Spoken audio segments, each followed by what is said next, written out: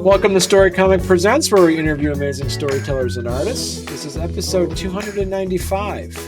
I'm your host, Barney Smith of Storycomic.com, and we're excited to have with us the internationally acclaimed and talented children's book author, Dr. Maureen Nwabuzor. Hey, hello. Pleased to be here. It's a pleasure. Thank you for having me. You're welcome. So this is exciting stuff. Like you actually you recently just published a children's book called Emmanuel and the Polka Dot Best Friends Conquer Kindergarten. Yes. So, And I co-authored that book with my son. okay, with your son. And you have, as we're talking before we went on the air, you have 4 boys. Yes, I do. Wow. Okay. Yeah, I have one, and we're surprised of how much energy just one boy has. But I mean, so congratulations on 4 sons. So that's pretty exciting stuff for you. It is, to say the least. There's never a dull moment, that I will tell you. Boys, they get into everything. They have lots of energy, lots of ideas that they want to get into right off the bat, if they can. And it's just interesting seeing them starting their own personalities come out and trying to channel that energy constructively. So, Maureen, so you got a PhD in conflict resolution analysis? Yes, conflict Okay. resolutions. So with that said, so those that are interested, so check out her other website as well. It's actually called peacecenteredservices.com, and there that you can learn a lot more about Dr. Maureen on there. And so does this children book kind of also reflect your the work you do at the Peace Centered Services? Definitely. The work that I do presently now is that I do life coaching with children. And Okay. my whole thing, bringing in the conflict resolution aspect, is when I was done with my graduate studies, I actually was in public school before I went into grad school. And there's something that I did notice in public school that was missing. Yes, the academic piece is very important, but the gaps Mm. that I did see was that conflict resolution piece, emotional intelligence, building confidence, self esteem. And when I brought in those tools into the classroom, I have a master's in conflict resolution as well. So when I brought in those tools into the classroom, I saw the difference. The Mm. way the children acted, the way they treated their classmates, instead of seeing them as adversaries, they started seeing them as they were like brothers and sisters. I taught mostly at risk students. And so for a child, when they see a child come into the classroom and notice their demeanor, their countenance, and for a child 6, 7, 8 years of age to ask the classmate is huge. Did something go on at home? What happened? What's Mm. wrong? What's going on? Rather than that person comes into the classroom, is combative, changes the whole atmosphere of the class. But teaching them how to use those tools, children want it, they need it. They might not be able to articulate it, Barney, but in different ways, they do ask for those tools. And so a lot of all this stuff informed what I'm doing today, informed how I raise my children, because I was looking for different answers, different ways to raise my boys too, as well. And this book actually has been over 5 years in the making, Barney. And the Wow. reason being, my second son, Emmanuel, he's 9, he'll be 10 later on this year. As a child, he struggled with change. Mm. Change in anything of any sort, going to a different school, going to a different playground. He always liked everything the same. And kindergarten was particularly a difficult year for him. And so I encouraged him because I know his strengths, I know his gifts. And one of them, even at a young age, was writing, reading. And I encouraged him. I say, Manuel, why don't you write? And it's actually based on the story is based on true events. I'm like, Emmanuel, why don't you write about Okay. what you're going through? And that in the process of writing, it will help you, it's like therapy, it's therapeutic, writing your thoughts down in a journal. In the process of you writing and sharing your thoughts, you'll be able to help other little boys and girls. with the same thing. And I told him, I will, you share your own thoughts and I'll share my own thoughts. And then if you see some parts in the book where there's an exercise, that's where I'm bringing in the conflict resolution piece, stretching out of your comfort zone, knowing that wherever your mind goes, there the direction your day, your life goes. And so that's how we started this project. But unfortunately, I stood in the way of this project. Yeah, for 5 years. I was afraid. I Wow. thought he would get judged. Nobody would like it. So my own fear. So I had to stretch out of my own comfort zone. So I had to walk the talk based on what I've been teaching my children all this while. And it was last year when it came to a head. He's all my children are part of my entrepreneurial journey. I want them to be part of it, see the trials, the triumphs, everything. So they're excited. They all want to do something of the sort when they grow up. So he, in particular, too, has taken a vested interest in my day to day. So he has always been asking, "Oh, can kids be, entrepreneurs, successful business people?" And Barney and I went off into my coaching spiel. Yes, you are this, you are that, everything pumped up, everything. And he just stood looking at me like, okay. And then it dawned on me. I don't know. I can't explain it. I keep telling people it's just so real. It was like an epiphany. Call it what it may. It's like I could just sense what he was thinking. Right. Right. But then what about my book? Because I went into that whole spiel. You're a writer, you write so well, you can sell books. And then it dawned on me, I'm like, there's this project here that I have sat on. He's asked me for a publication date for so long. And then I said, you know what? Let's do it. My dad passed last year, so it was a really trying time. And I told him I just needed to, there are certain pivots I needed to do in my business and get my mind right. And I gave him a date. And we, stayed on that date. And here we are. And I can say our relationship is even for the better for it, Barney, Wow. because him seeing what he had envisioned come to life, he made Amazon number one bestseller. And I tell you, this young man, I'm like, you want to be an entrepreneur? So I'm not going to pay everything. I want you, he already chose the illustrator. So I want you to raise the money. And he said, what? I don't have enough money in my piggy bank. Like, that's fine. You can be creative. What can you do? And so he said Wow. he can fundraise. And so he picked up the phone, he wrote a pitch, picked up the phone, went through the list on my phone, dad's phone, and people he knew, and he raised $2,000 to get his book Wow. illustrated. And so think about what that does for confidence Right. for a child. And so that's where this book came about. So Polka Dot is actually real, is his stuffed animal Okay. too as well. And Emmanuel also is based off of my son. His name is Emmanuel too. So this is Right. the first book in a series of other books he's going to write. So I started co-writing it with him. So the next books he's going to do by himself. Writing a children's book's a little bit different than the writings that you're used to doing. How is writing a children's book different than writing any other form of academic or inspirational pieces that you would do in the past? Very different. Keep it simple. Right. That's it.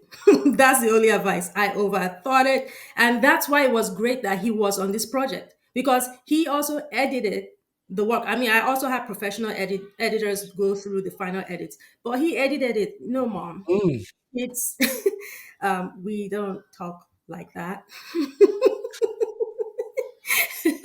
It's too wordy. It's just too much stuff. Keep it simple. And that's what Right.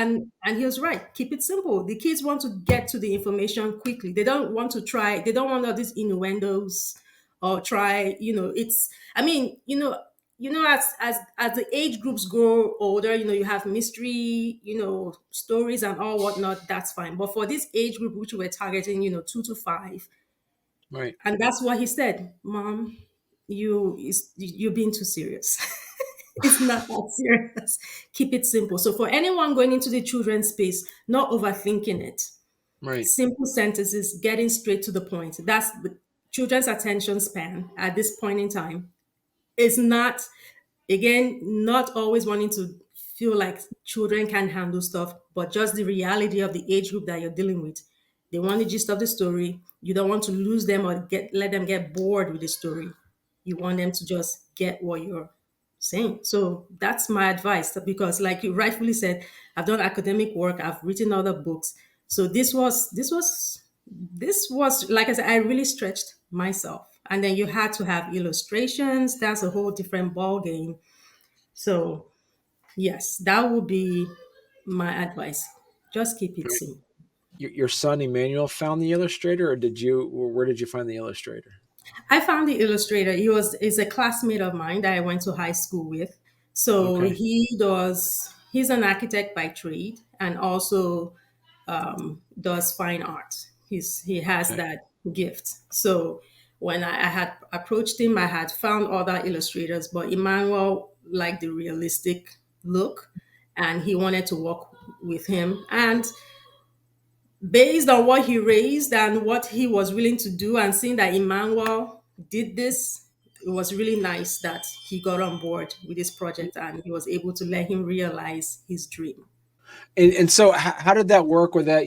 Identifying with an illustrator. What was the process behind? Did he come back with some designs and you say no, change this, or was it straight on? How did that relationship go back and forth? Oh, yes. There was a lot of back and forth. He had to send, drawings, apart from my having my own parents' thoughts about it. But since it was in Manuel's baby, he also had a lot of say.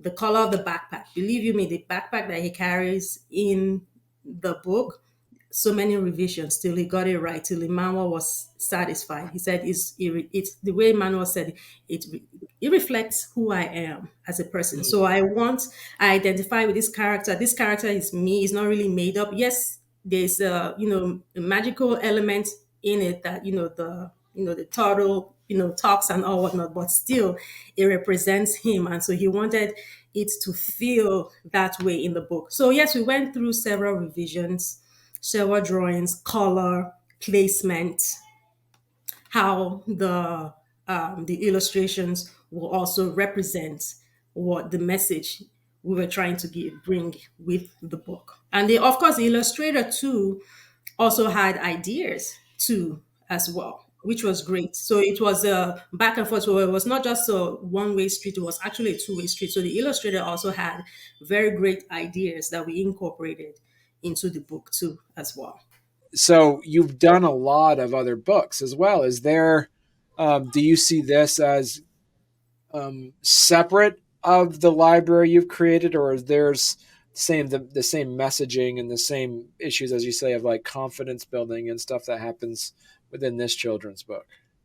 Yes, for now, I'll say that that's the theme that I'm sticking in. It's definitely, I'm sure it's going to evolve as time goes on, based on the season of life I'm in, also based on what I'm doing, or I just want to do something different. But for now, like this is the first children's book that I've done. Everything else I've done mostly is adult, like novels that I have done. But I do want to do children books of my own, which I have. I actually have a graphic children's book in the works that I'm doing just by myself, and it's surrounding this theme. So I really want Right. to run with it, because again of what I have seen as an educator, coming as a parent, teaching in the public schools. I taught at the college level, but also seeing the needs and seeing what what we need more of at this present time, especially now that we're in the post-COVID era, or coming out of the post-COVID era,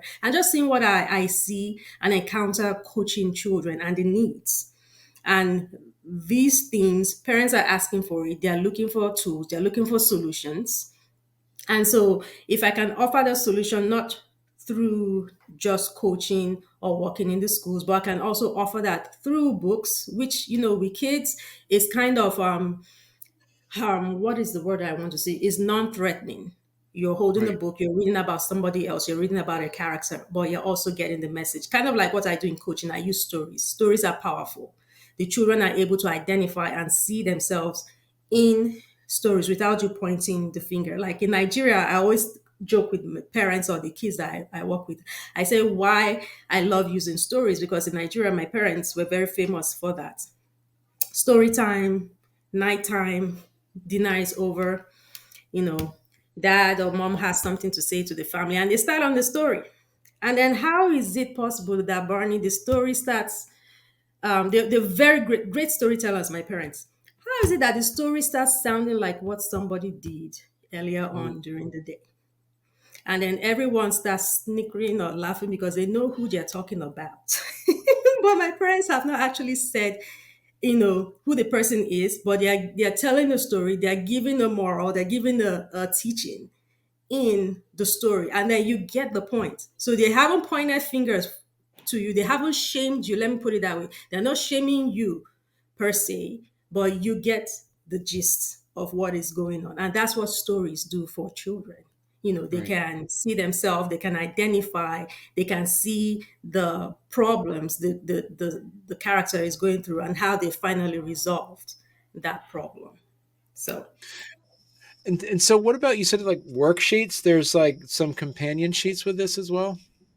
for not yet. In the book, there are questions at the back of the book that are interactive, so that parents Okay. can, yeah, the kids and the parents can have that interaction. So he wants a companion book, activity book, a coloring book. So that's what he wants to work on, and that's what he wants consequently with all his other books that he does work on.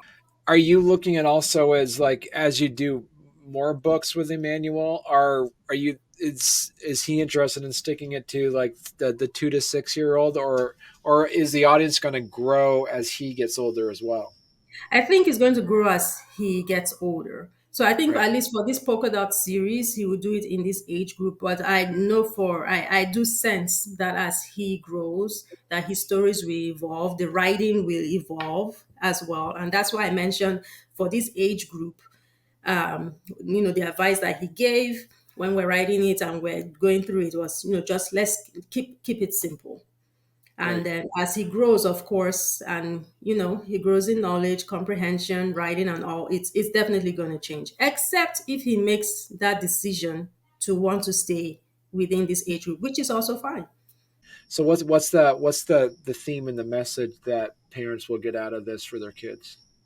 Just helping their child know that if they're afraid of anything, the best way to tackle that is to take action, to just Mm, do something. And that's what he did in the book, right. because he was just so afraid. And in real life, that was the same thing that happened with him. My friends, am I going to have friends? What's kindergarten going to be like? Is it going to be hard? And that's what I walked through with him during that time. Gave him strategies, things to say in school, what to ask the Right. teacher. But he had to do something. I said you have to take the first step, and once you take that first step, it becomes easier. The more you do it, the more confident, and you will not know unless you try. So what's the personality of Polka Dot like? Was that fun trying to come out with like having a stuffed animal, like giving a stuffed animal a voice? Was that something that you worked with your son on, or is that something that he did it all in his own? We worked on that together because Yeah. he wanted polka dot to be prominently featured in the story. Mm, So we thought about and the question I asked him is like, what would you like polka dot to be like? Would you like him to right. be like a mom figure, a dad figure? Like, no, no, no, no, no, no, no, no. More like a friend, a pal, Okay. somebody that is always, you have friends. Because from a young age, I've always told them that whoever they surround themselves with is very important. Whoever Mm, is, if it's a friend, whoever they go to school, sports, that they need to choose people who lift them up, who build them up. And that's kind of like what he alluded. He said, if Polka Dot was a real person, and he said, I took a lot of comfort with Polka Dot, he took him to school because he made him feel comfortable, he made him feel, brave. And so if right. Polka Dot was a person, he said the person would be like a best pal, a best friend. Okay. Yes, Right. that's what he said.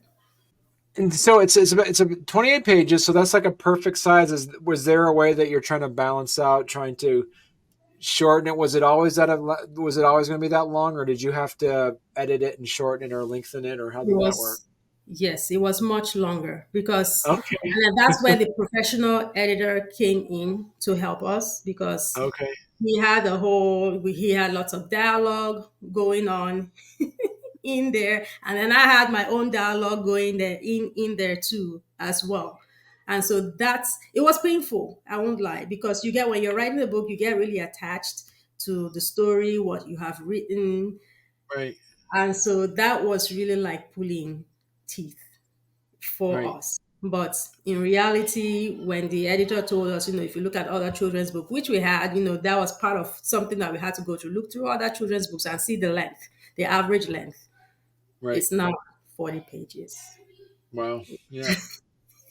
Is way less than that. So the professional editor was really helpful in helping us cut it down to the bare minimum to hone in on our message, what we wanted to talk about, and also most importantly, what Emmanuel wanted to convey, the friendship aspect for one, and then the aspect of taking action, just doing it, and how he was able to overcome that fear of change. Because once he was able to do that, it became easier for him every grade. So it didn't go away completely in kindergarten, but he had went through it. Kindergarten was huge, was just a huge, I don't know, it was a huge block for him. But once he was able to take those steps consequently, first grade, second grade, and then after that, when school is coming, oh, it's first day of school, big deal.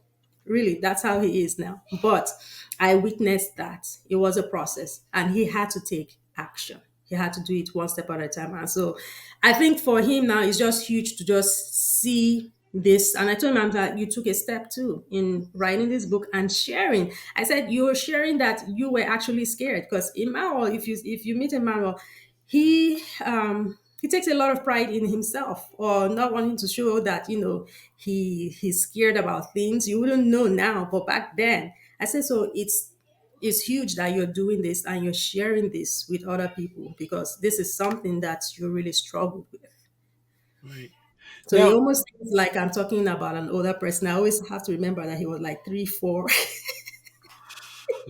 and he's just 9. But when I don't know, it's just funny to me when I keep saying that, when you were little, but I'm like, he's not even a teenager yet. so because you have other children, or have they been playfully, telling you, "Hey, when are you writing a book with me, mommy?" or anything like that? I knew that when this happened, that the Pandora's box was open. I knew. So I'm bracing my oldest one. Him and Emmanuel are collaborating. I'm like, oh gosh, it's an investment writing a book. I will tell you that. I'm like, I have 4. My youngest one, actually, Justin, he's going to be an author too. He's coming out with a coloring book. He has a self-taught coloring book that he's coming out with. Okay. So that one, so we put it on the back burner because of the launch with Emmanuel, and we wanted to see the process. We already have everything done. We just haven't had it illustrated yet, but his is coming out pretty soon. My third one, he's not interested. He said he's not interested in prose, but he's an artist. So he wants to do something different: coffee table, book, paintings. I'm like, Lord, I'm in trouble. But that's good. I encourage, encourage that. But yes, when all this happened, yes, I opened that box. I opened that box. But I'd rather have this type of challenge that they want to try. And that's why I Right. keep on telling you, you will not know otherwise unless you try it.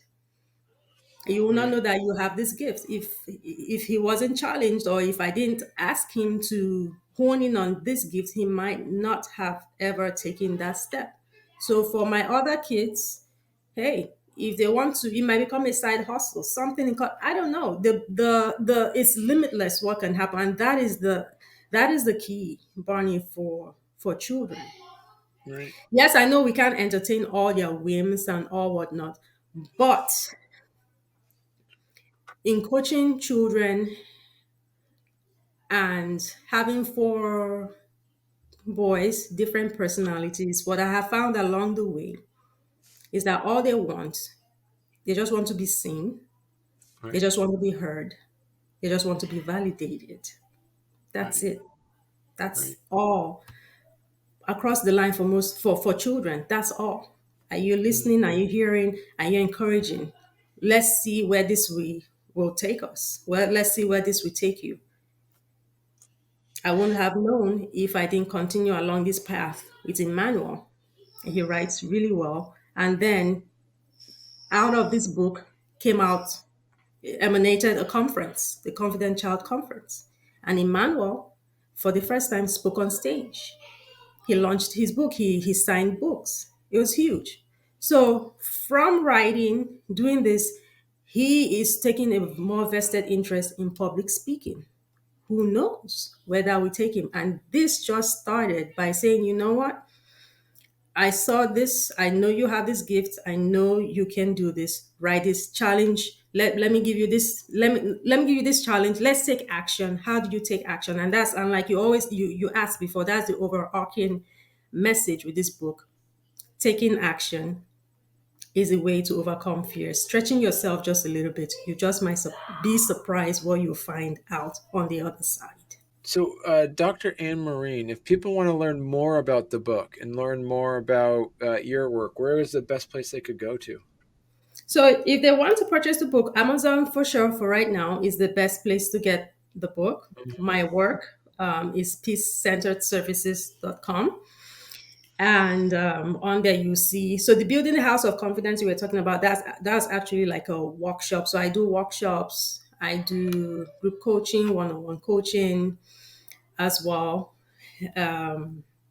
So yeah, they can find out more information about the type of work that I do. So Emmanuel doesn't have his author website yet. So these are all things that we are working through.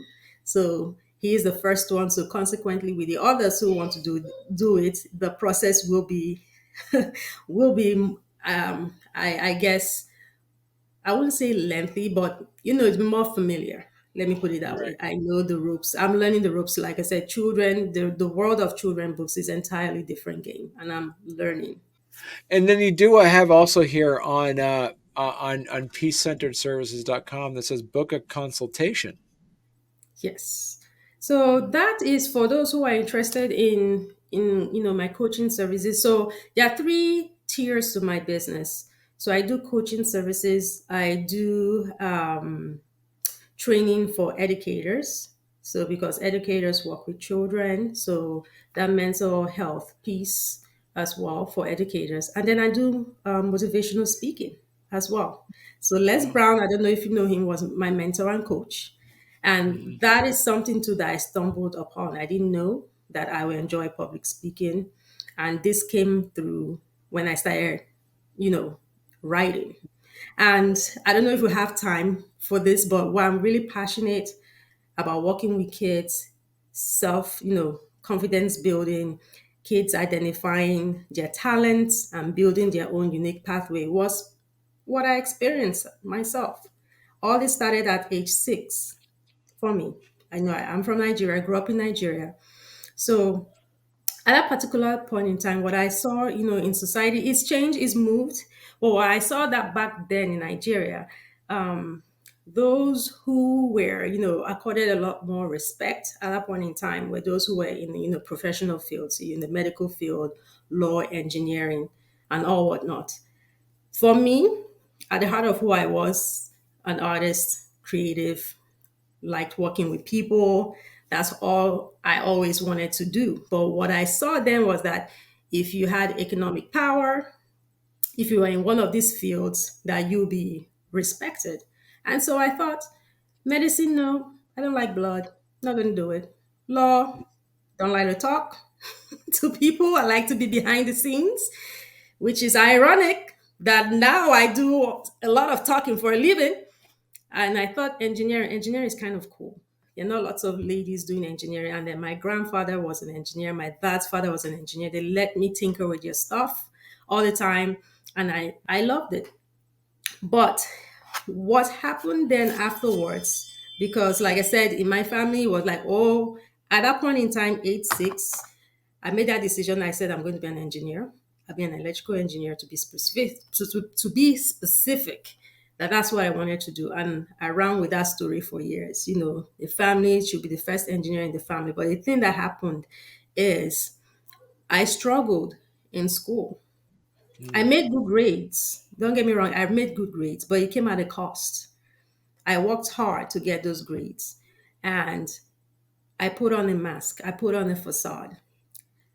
At the core of who I was or who I am was not that person. So I like being called being part of the smart girls, few girls who were in the technical field. But at that point in time, like I said, my classmate reminded me the other day, said, now I understand why you are always asking so many questions. I said, wow, I didn't realize that. It serves me well now today because I don't care. I will ask a question. I don't care. I rather know. If I didn't ask, I wouldn't know. But I was asking because I didn't understand. I didn't get it immediately, and it chipped at my confidence. Why were my siblings so quick to get all this? And it took me such a long time. So I kept on with it, came to the United States, started college, age 16, and something interesting happened. I don't know what it was. Maybe it was a teaching style, but I started understanding those subjects matter that I found really difficult. I started having professors asking me to tutor other students. That never happened to me, Barney. I was always on the receiving end. I was always being tutored. I was always being the one sent to. But here, on the other hand, they were asking me to do that, and so I won awards again, stuff I didn't do, and I got invited to meet the dean of engineering then. And it was a big deal. I told my parents, in Nigeria, if you're going to see the dean, my goodness, that is huge. So I told everybody, we're going to go see the dean. Got in there, and he pretty much told me that I didn't belong in engineering. He said, I'm like, what? I'm What? like, I'm like, this is not how the conversation is supposed to go. What? He said, no, I don't think you belong here. You should consider food nutrition, food science. Now, there's nothing wrong with food nutrition or food science, but I don't have interest in food nutrition or food science. And he said, because I made a B plus in trigonometry.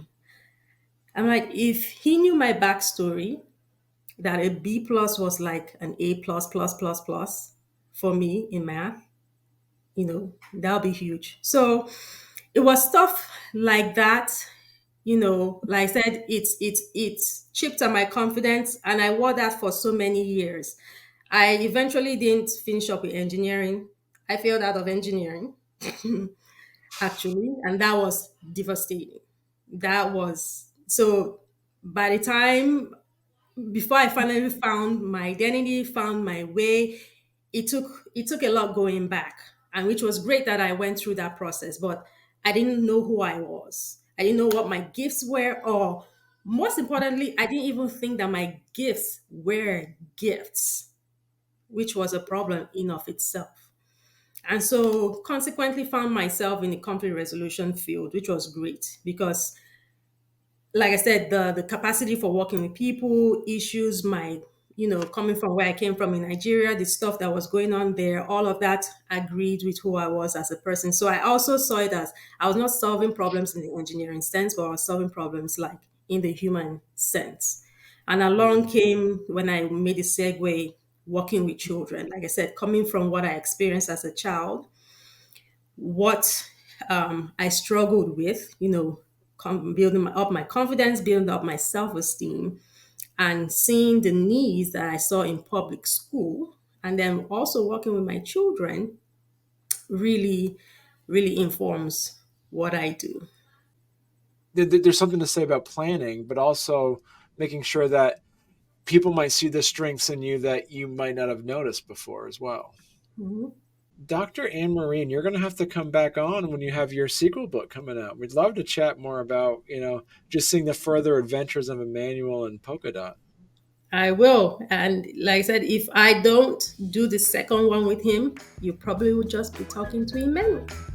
He would All love right. Well, that. thank you so much. It was a pleasure talking with you. Oh, always. Thank you so much. Thank you for having me on here. It was a blast.